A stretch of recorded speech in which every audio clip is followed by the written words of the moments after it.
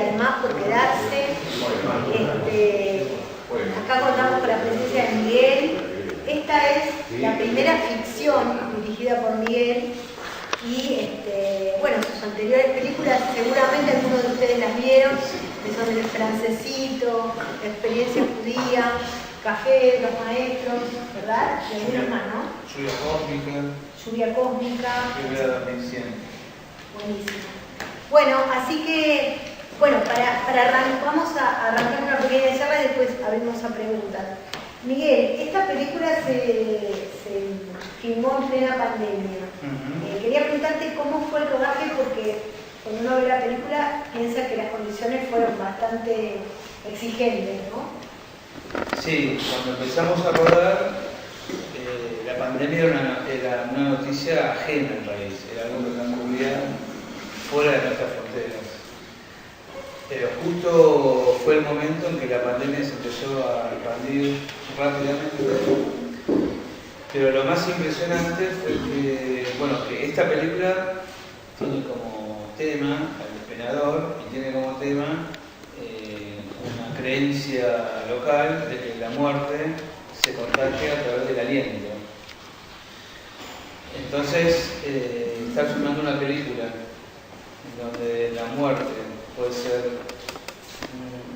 contagiada por el aliento, terminás de filmar y después te estás enterando que hay un virus que se puede contagiar por el aliento y que además te puede morir. Bueno, la distinción entre la ficción y la realidad nunca fue tan fina. O sea, fue muy impresionante porque eso se incrementaba con el correr del rodaje.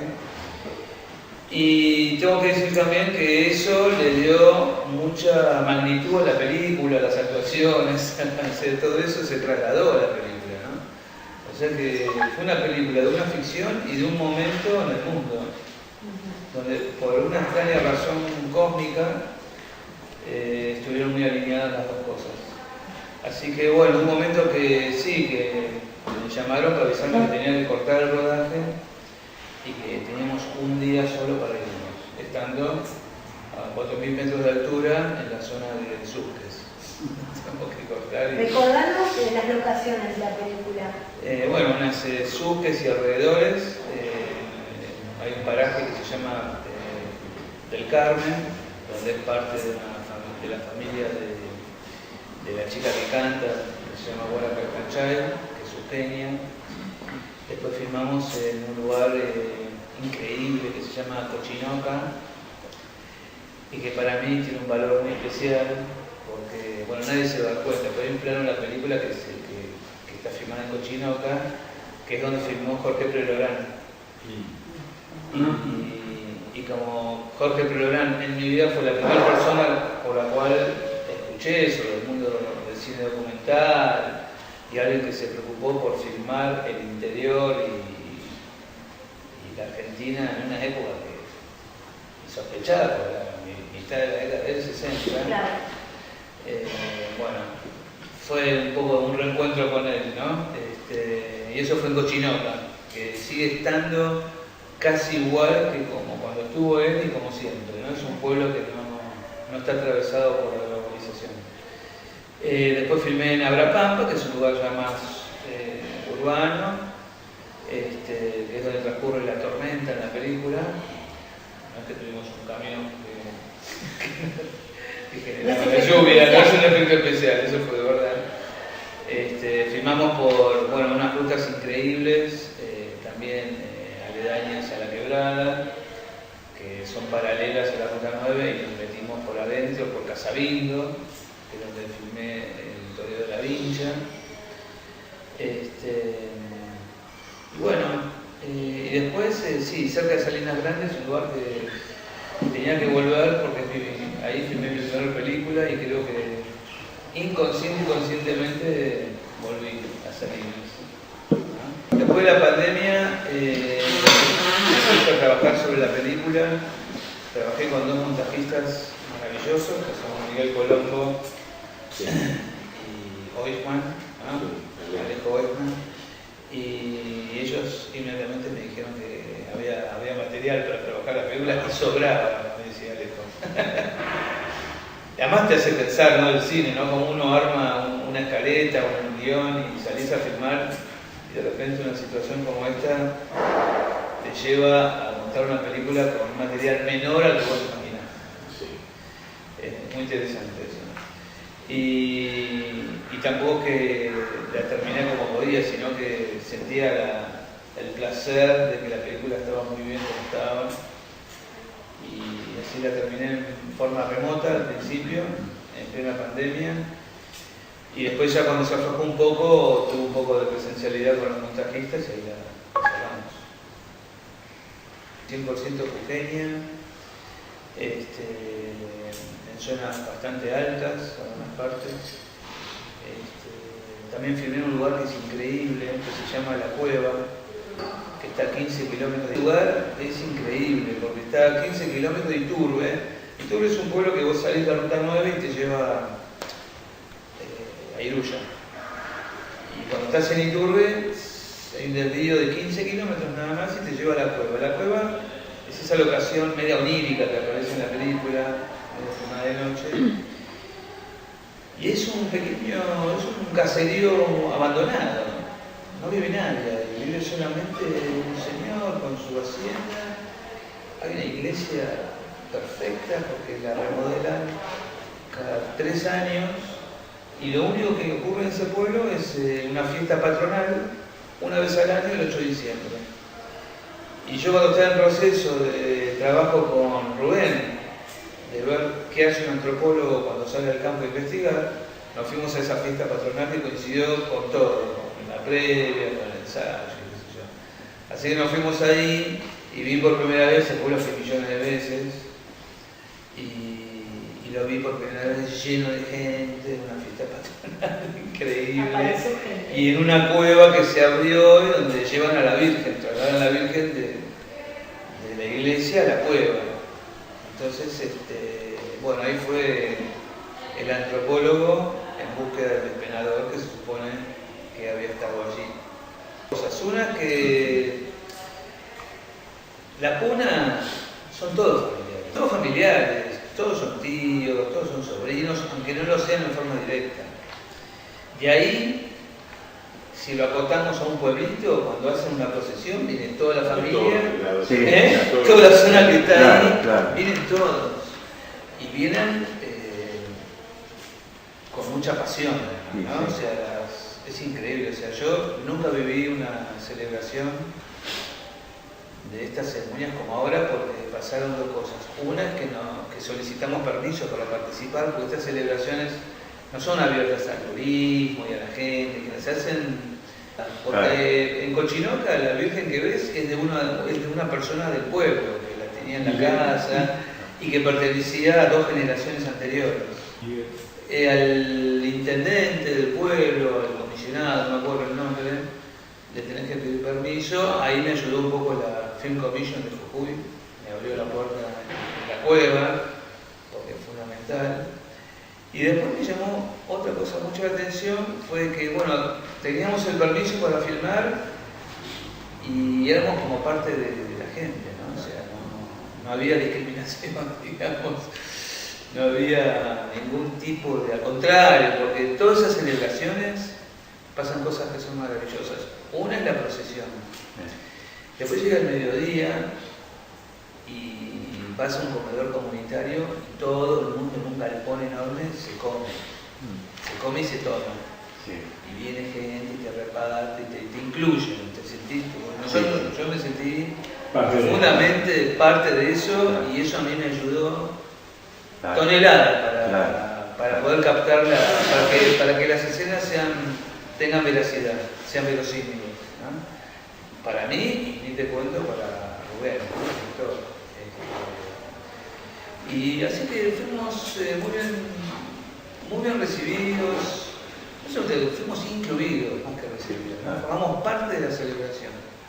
Y yo quería además un auto que esté dentro del perfil del antropólogo, porque el antropólogo podía tener un Torino y un Chevy. Claro. No iba, no era un antropólogo pistero. Y apareció este Chevrolet que estaba bárbaro, pero muchísimos problemas mecánicos. Sí, el auto. todas las anécdotas se las lleva Chevrolet, todas. O sea, el primer día, a la altura que teníamos que ir a Brapampa para hacer la primera escena, y a la altura de Tilcara se rompió el tanque de nafta. Y el técnico que viajó con nosotros, el técnico, el tallerista, al cual le alquilamos el auto, se sentó en el pavimento, se puso bajo del tanque, lo desarmó y lo reemplazó por otras cosas, ¿cómo se llaman esos bidoncitos plásticos? Y lo conectó y armó un nuevo tanque. O sea, todo muy precario con ese Chevrolet, pero... Y lo otro que fue muy divertido es que a medida que pasaba el rodaje, el Chevrolet le va cada vez mejor, ¿no? O sea que lo iba arreglando a medida que pasaban los días. Quería andar, el Chevrolet. Yo sentí como un recorrido natural.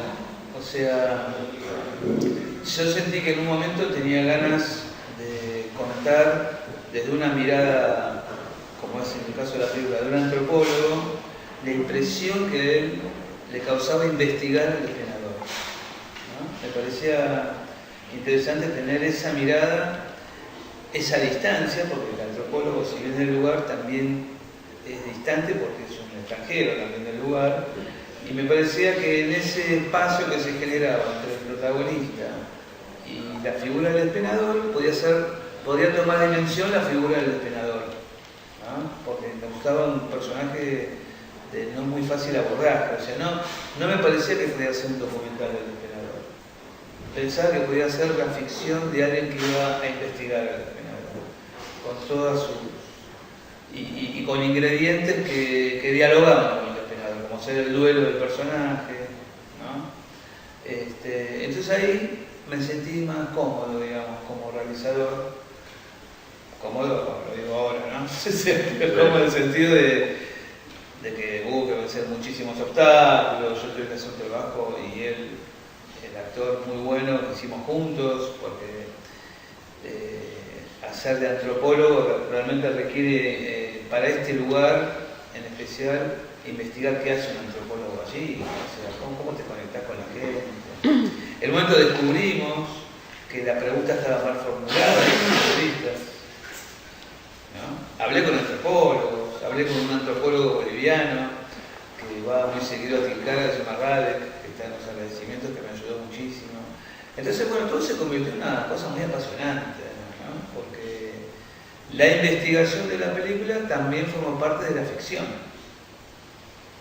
Entonces se fue como enmarañando todo, ¿no? En el buen sentido. Se fue armando la cocina de la película mientras la hacíamos. Entonces eso le dio mucha veracidad y como vengo del documental, ahí me sentía como pez bajo el agua en poder filmar ceremonias con el actor, no me gustaba nada ajeno, no sentía que tenía que dirigir demasiado en el sentido de la ficción, sino observar, sí tirar algunas consignas al actor y ya. Y la búsqueda de actor, bueno, fue parte de otra situación que fue increíble en la película, fue el casting. Me pasaron dos cosas con el casting. Una, que, por ejemplo, la chica esta Guara, que aparece poco en la película, si la hubiese terminado completa la película, se iba a seguir después, tenía una escena después. Y yo quería una chica de 16, 17 años con ciertas características y una en especial que era que manejara la hacienda, que podía estar bien comunicada con las llamas, con los cabritos, con los animales. Y todo el mundo me decía, olvídate, o sea, la Puna no vas a encontrar una chica que esté vinculada a ese mundo y que esté frente a una cámara. Bueno, y además tenía un physique du rol de ella, ya una foto, ¿no? La primera persona que viene en el casting es esta chica que aparece. Y yo, cuando estaba con el DF, nos quedamos así muy impactados por lo bien que se desenvolvía, parecía realmente la chica ideal. Y cuando le pregunté qué hacía los fines de semana, me dijo, y yo siempre estoy con la hacienda, o sea, y digo, bueno, ya está. Esa fue la primera. Ella es cantora y violinista. Ella cantó, además se puso a coplear. Fue interesantísimo. Esa música surgió en una improvisación entre ella y yo en un estudio, cuando hicimos la voz en off. La hicimos en 2 horas. Todo gracias al talento de ellos, ¿no? Y la segunda persona que viene es Rubén, también. O sea que el casting me duró 2 personas. Todo lo que vino después, pues pasó algo muy interesante el casting. Cuando preguntaba por el despenador, las personas que se acercaban, respondían cosas muy interesantes. Y es lo que está en la película, o sea, las entrevistas del antropólogo es parte del casting. ¿Entendés? Y pues, entonces el casting se fue convirtiendo en una herramienta cinematográfica impensada, a posteriori, ¿no? Y mezclado con entrevistas del antropólogo reales. Entonces están las dos entrevistas, la del casting y las puestas en escena que hicimos. Y además a nivel de los géneros es una especie de road movie. Y es una road movie, además se para el auto. Y también hay algo detectivesco que va. Exactamente, sí. Para que la película se mueva con interés en una zona que, bueno, que sí, que presenta muchos obstáculos, ¿no? Como la policía que te pide el carnet. Lo gracioso de esa escena es que el policía lo improvisó. O sea, yo no le dije que le pida el carnet al antropólogo. Seguimos charlando. Lo dijo él. Me dice, ¿qué hacemos? No, usted haga lo suyo, ¿no? Usted pida los documentos que corresponden. Bueno, yo pido los documentos. Entonces él dice, yo soy antropólogo, me muestra la cara. Me salió como muy espontáneo. Fue muy gracioso. Otra cosa que me parece interesante de la película es cómo la cámara es totalmente invisible. Exacto. En toda la película, digamos, no hay como un rastro de... Sí. Bueno, por eso decía, ¿no? Como la gente del lugar se abrió de una manera que pudimos invisibilizar la cámara. Fui muy ansioso en ese preestreno porque era la gente del lugar, había mucha gente, sí, porque siempre tenés el fantasma de que uno no es del lugar y está lleno de prejuicios y tenés miedo que los prejuicios te hagan en la película y alguien malinterprete algo. O sea, pero bueno, yo la verdad que lo hice siempre de una manera muy consciente y cuidadosa, pues ya conozco Jujuy bastante y me interesaba contar una historia que además ni ellos la conocen. Muy poca gente sabe de la existencia del despenador, aún en Jujuy. Algunos la perciben muy veraz y les suena, ¿no? Pero bueno, cuando hicimos el preestreno fue bárbaro porque vino mucha gente, la sala en Capec, en Tilcara, la sala Inca, estaba abarrotada de gente, mucha gente colla, había muchos sombreritos en el público, y después se dio una charla que duró como 1 hora y media, pero muy bien recibida, mucha gente quiere verla de vuelta. Y Guara tocó en vivo ahí el violín y cantó el tema de la película y también bueno, el Festival de las Alturas nos ganamos un premio y también Guara tocó en vivo, pero ahí estábamos en una zona media híbrida todavía saliendo de la pandemia, pero la disfrutamos mucho igual. Contá un poquito de tu próximo proyecto. Bueno, el próximo proyecto es herencia un poco de esta película y bueno, así como en Salinas Grandes salió esta película un poco, el próximo tiene que ver con Guara justamente y estoy desarrollando un proyecto alrededor de ella como personaje principal. Y bueno, la idea en ese caso es un desafío narrativo en donde ella despliega su talento musical, o sea, la narración de esa película va a ser fundamentalmente musical. Un diálogo entre la música de ella y su texto, su voz en off. Y bueno, a partir de una situación existencial, ella pues es una chica muy filósofa, me parece una chica que hablas con ella, parece que tuviese una experiencia de vida de muchos años y que estudió filosofía porque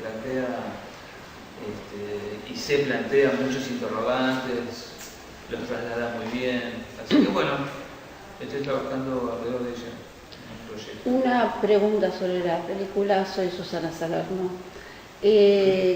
¿Cuál es la secuencia o la escena que tiene alguna anécdota? Y bueno, Hay un montón. Una es cuando él, o sea, el auto ya conté que tiene muchos problemas técnicos, ¿no? Sí. Entonces cuando me sirvió para darle, entre comillas, para poner nervioso al actor y actué más todavía porque, por ejemplo, la escena de la estación de servicio que carga nafta, cuando arranca, en vez de dar marcha para adelante va para atrás, ¿no? Y se pone nervioso. Entonces todos los desperfectos del auto estuvieron al servicio de que la película sea más verosímil, gracias a que él se adaptaba bien, no que decía, bueno, che, esto no puedo ser, que dice, no, que traemos un auto como la gente. Claro. No, él siempre se adaptaba muy naturalmente y se ponía nervioso, ¿no? Y el policía también, porque viste que termina el policía a pedirle el carnet de antropólogo y quiere arrancar y el otro no arranca. No, lo más loco, el auto ya estaba vendido. Pero ahora va a costar mucho más, ¿eh? Entonces, también pienso mucho en ese sentido, ¿no? La distinción del documental y de la ficción es muy arbitraria, excepto por una sola cosa, que es la muerte. Sí. O sea, porque si delante de la cámara se muere alguien, hay una ficción. ¿No? Pero cuando vas a ver una ficción donde alguien se muere, sabes que es una ficción. Sí. Pero como la película Los hermanos Matrix, ¿no? De Shelter, Sí. que es un poco el comienzo del cine observacional en la década del 60, hay una toma de cuando están tocando los Rollins en vivo, en donde uno de los, ¿cómo se llama? Los Dark Angels, o algo así se llaman, los que estudiaron a los Rollins, se pelean con el público y matan a alguien. Sí. Y los hermanos Melis armaron la película en base a eso y fueron muy criticados por ahí se desprendan cuestiones éticas. Seguro. Pero más allá de esa discusión, eso es un documental. No. Ahí sí que no. Porque la muerte delante de una cámara ni con inteligencia artificial. Bueno, muchas gracias.